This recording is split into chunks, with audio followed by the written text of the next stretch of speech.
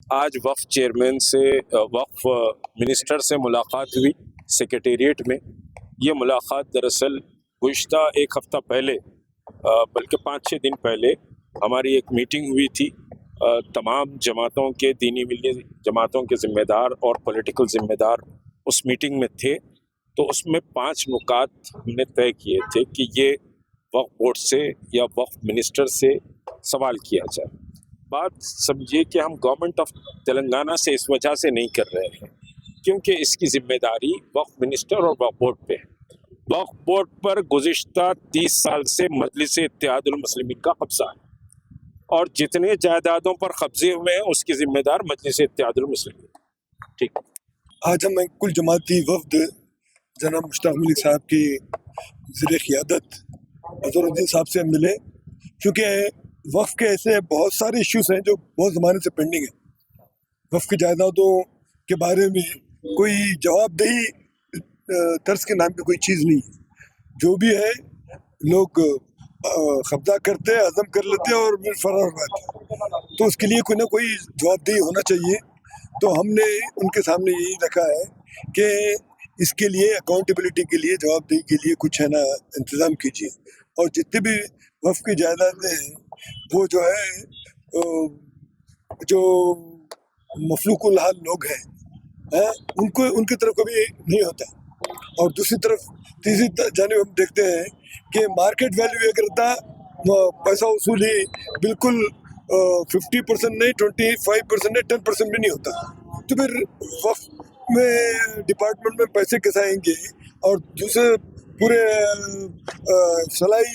फलाई कामों के लिए लोग क्या करेंगे, वो नहीं हो सकता। और उसके साथ साथ एक मिसाल ये भी दी गई कि जब हिंदू एंडोमेंट्स एक्ट को इख्तियारात हैं, कोई हिंदू एंडोमेंट एक्ट की एक गज ज़मीन पर अगर कोई कब्जा कर ले तो इमीडिएटली उसको जो है ना जेल की सज़ा है, उसके ऊपर कानूनी कार्रवाई है। मगर यहाँ वक्त के ऊपर क्यों नहीं है? इससे पहले वेस्ट बंगाल गवर्नमेंट ने की थी, तो उसकी वजह से जो है वहाँ पर बहुत हद तक है ना रुक चुका था। तो वही बात हमने और मुश्ताक मलिक साहब ने ये बात को दोहराई है। और मिनिस्टर साहब का रुझान देखने के बाद उन्होंने बहुत तवज्जोगी से सुना, कई पॉइंट्स को नोट किया है और नोट करने के बाद उन्होंने कहा कि मैं इस जानिब है ना कदम उठाऊंगा, बल्कि बोले हैं। तो हमको जब तक इसके मामले में कोई सही नतीजा न निकले, जब तक हम अपने जद्दोजहद को जारी रखना है। अस्सलाम वालेकुम वरहमतुल्लाहि वबरकातुहू। आज हमारा एक डेलीगेशन ज़ेर सदारत मुश्ताक मलिक साहब और साबिक़ा MP अज़ीज़ पाशा साहब के साथ हम हमारे कांग्रेस पार्टी के वज़ीर मोहम्मद अज़हरुद्दीन साहब से मुलाकात करे हैं। और आज मैं ये डेलीगेशन के साथ जाकर हमारे वज़ीर से, हमारे मुश्ताक मलिक साहब को, अज़ीज़ साहब को, दीगर तमाम लोगों को मुलाकात कराया है, क्योंकि जमहूरी हक़ है हमारा सवाल करना। और हमारी हुकूमत को पावर में लाने के लिए भी मुश्ताक मलिक साहब, जॉइंट एक्शन कमेटी, काफ़ी लोगों ने मेहनत की, तो सवाल करने का हक़ बनता है। तो आज यहाँ पर आकर हम लोगों ने अज़हरुद्दीन साहब से 5 सवालात मुश्ताक मलिक साहब वक्फ के ताल्लुक़ से दिए हैं। जैसा कि रिकॉर्ड रूम बंद है, TRS गवर्नमेंट के टाइम से रिकॉर्ड रूम बंद है, तो रिकॉर्ड रूम क्यों बंद है उसको इमीडिएटली खोलना चाहिए। और एक वो वज़न सवाल है और उस पर अमल होना चाहिए। दूसरी चीज़, जैसा कि हमारे कोर्ट में केसेस चल रहे हैं, कितने केसेस हम जीत रहे हैं, कितने हार रहे हैं, किसको कैसा फॉलोअप कर रहा है, वो भी पब्लिक डोमेन में आना चाहिए, ताकि उसके लिए जो हेल्प कर सकते हैं लोग भी अगर उस ताल्लुक से तो कर सकते हैं। दूसरी चीज़ और एक तीसरा सवाल ये था कि भाई ये वक्फ के जो प्रॉपर्टीज़ है जो इंक्रोच हो रहे हैं, कितने इंक्रोच हुए हैं और अभी कितने बचे हुए हैं, वो भी पब्लिक डोमेन में आना है। फिर हमारा जैसा कि उम्मीद पोर्टल पे जो इनरोलमेंट्स हुए हैं, कितने छूट गए हैं और कितने इनरोलमेंट्स हुए हैं, वो है। और सबसे अहम पॉइंट ये था कि सेक्रेटेरिएट की जो मसाजिद है, इसको जब शहीद किया गया था, इसको फिर बनाया गया तो उसकी गज़ट 500 चिल्लर गज की थी। जब उस टाइम की TRS गवर्नमेंट ने इसको, जब TRS गवर्नमेंट में उसको हमारे 1100 गज पे कुछ दिया, तो वो गज़ट में इनरोल हुआ, उसकी गज़ट बनी क्या? क्योंकि आज टाइम अच्छा चल रहा है, कल को कोई और टाइम आएगा तो नहीं, 500 गज पे ज़मीन थी वो तो प्रॉब्लम हो जाता, उसको भी अगर नहीं हुआ तो भी उसको भी गज़ट उसकी भी बनाने के लिए वो भी एक रिप्रेजेंटेशन दिए, ऐसे तमाम 5 रिप्रेजेंटेशंस दिए हैं और उम्मीद करते हैं हमारे अजहरुद्दीन साहब बोले कि मैं सीईओ साहब से और दीगर हमारे चेयरमैन साहब अजमतुल्ला हुसैनी साहब से इनसे सबसे बैठ के मशवरा करके आपको इसका रिप्लाई दूंगा और इस पे जो भी काम करना है उस पर बराबर करेंगे बोले।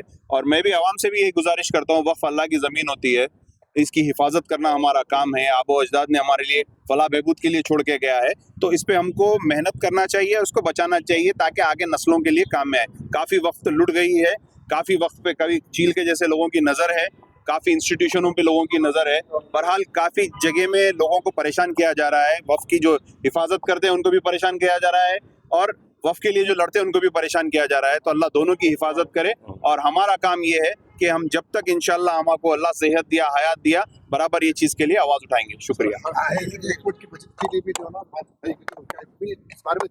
बिल्कुल यहाँ पे जिक्र करें पूरी चीज़ों का। अब नेक्स्ट मीटिंग जो रखेंगे बोले वो चीफ एग्जीक्यूटिव ऑफिसर के साथ और हमारे वक्फ बोर्ड चेयरमैन के साथ और दीगर जो भी कंसर्न डिपार्टमेंट के लोग रहते उनके साथ ये मीटिंग होंगी इंशाल्लाह। एक फ्रूटफुल मीटिंग थी। पार्टी के दौर में वक्त का इशू चलता है, जैसे बीआरएस में रहता है आप अगेंस्ट वक्त के फेवर में बात किए थे, अब कांग्रेस की हुकूमत है, लेकिन सोल्यूशन क्यों हल नहीं होता? हम हर वक्त के फेवर में ही बात करते हैं, खिलाफ में बात नहीं करते।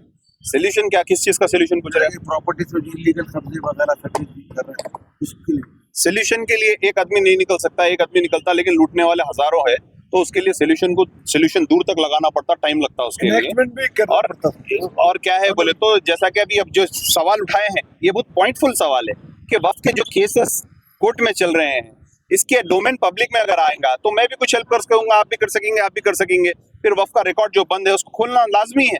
तो ये तमाम चीज़ों के लिए करें, पहल करना पड़ता है। ये सदियों से बरसों से लूटे हुए आया, एक दो दिन में सॉल्व नहीं होता है, लेकिन इसके लिए बराबर एक अवेयरनेस और एक काम करते रहा तो इंशाल्लाह बराबर रुकेंगे।